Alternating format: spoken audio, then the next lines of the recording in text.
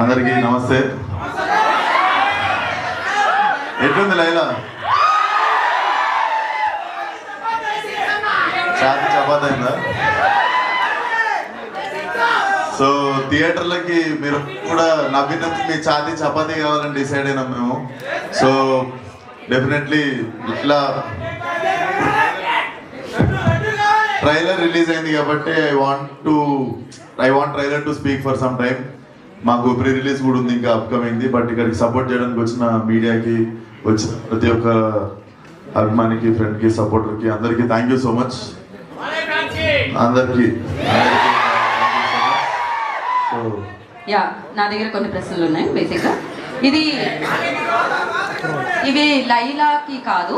లైలాని ఎలాగో మేము ఏంటి ఆయన రాగా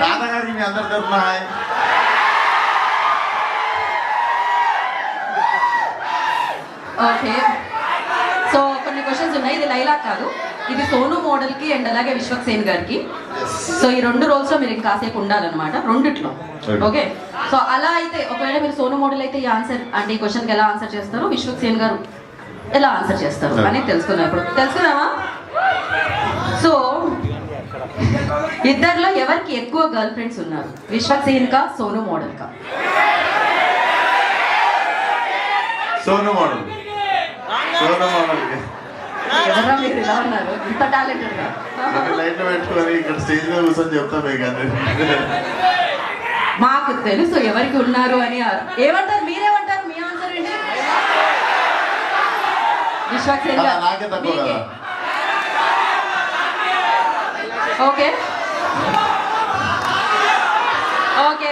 ఎవరన్నా చిరాకు తెప్పిస్తే విశ్వక్సేన్ గారు ఎలా రియాక్ట్ అవుతారు, సోను మోడల్ గారు ఎలా రియాక్ట్ అవుతారు? విశ్వక్సేన్ గారు ప్రశాంతంగా ఇంటికి వెళ్ళిపోతారు ఈ మధ్య. సోను మోడల్ అయితే జర తెల్లగా వేసి తోలు తీసి పంపిస్తాడు. ఓ, సోను మోడల్ అలా చేస్తారు, తెల్లగా వేసి తోలు తీసి పంపిస్తాడు, తెల్లగా చేసి. ఓహో, ఓకే. ఆ సీక్రెట్స్ ఉన్నాయన్నమాట. సో సోను మోడల్ క్యారెక్టర్ కి విశ్వక్సేన్ ఏదైనా టిప్ ఇవ్వాలి అంటే ఏమి ఇస్తారు? సోను మోడల్ క్యారెక్టర్ గా విశ్వక్సేన్ ఇవ్వాలంటే ఏమి ఇస్తారు?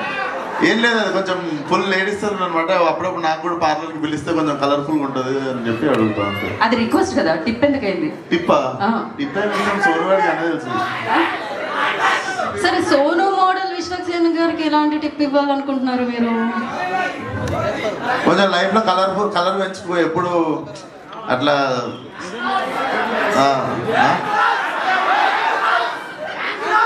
విశ్వక్సేన్ కి సోను మోడల్ ఎలాంటి టిప్ ఇస్తాడు అంటే, సోను మోడల్ అంటాడు జర లైఫ్ లో నా లెక్క కలర్ఫుల్ వరల్డ్ ఉండు.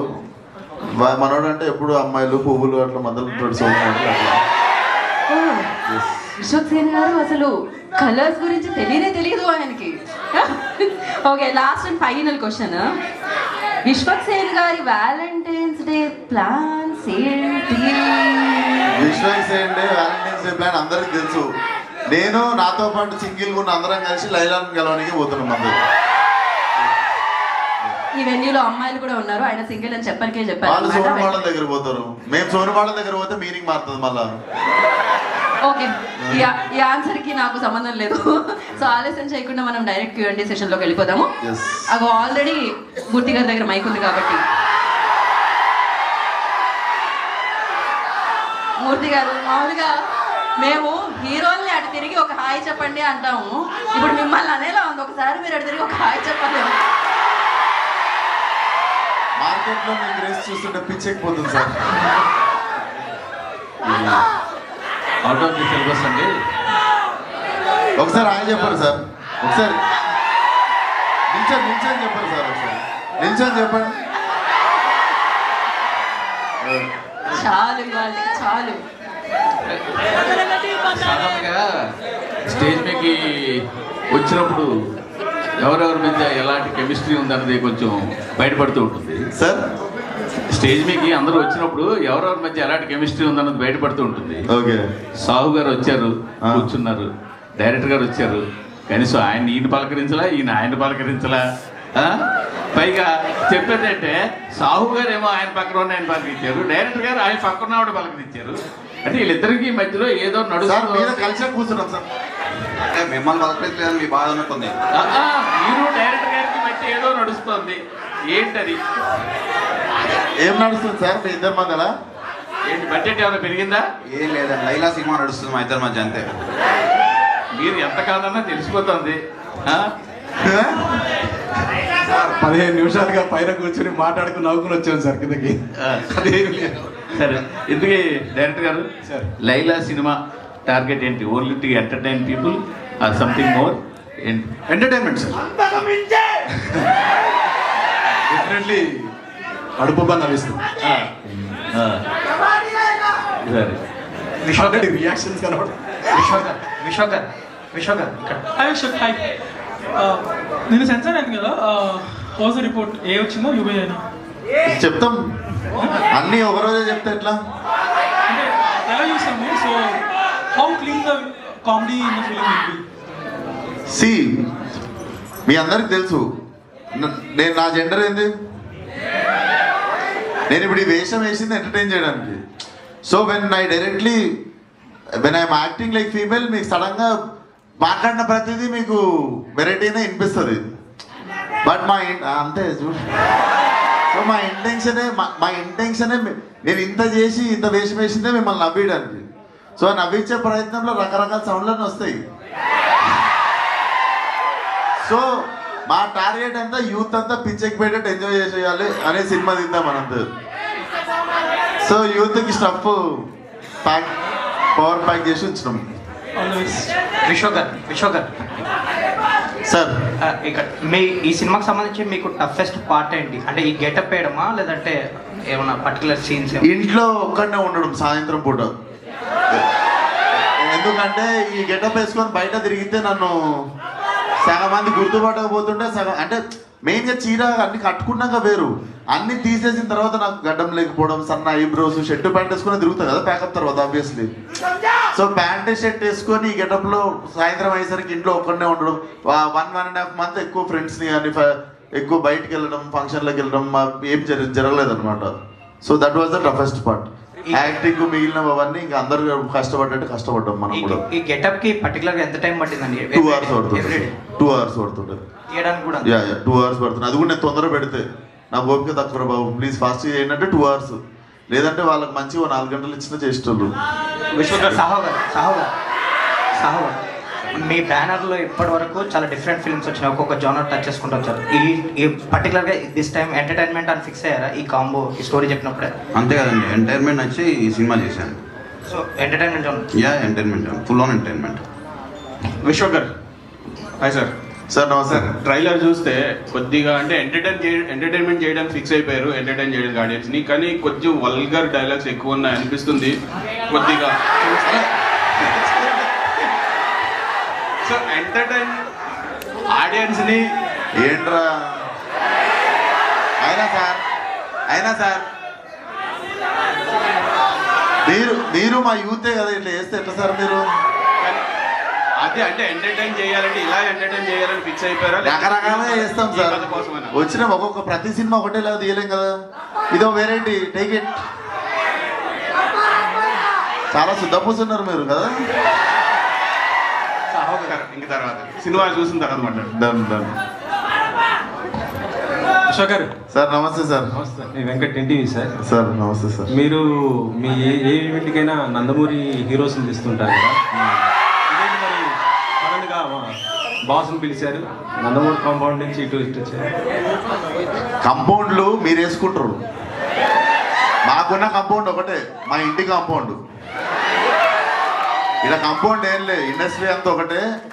And boss is boss. And మేము అభిమానించేటోళ్ళు ఉంటారు. అట్లా ప్రతిసారి మా కోసం ఉన్న వాళ్ళని ఇబ్బంది పెట్టి మాటికి పిలవం కదా.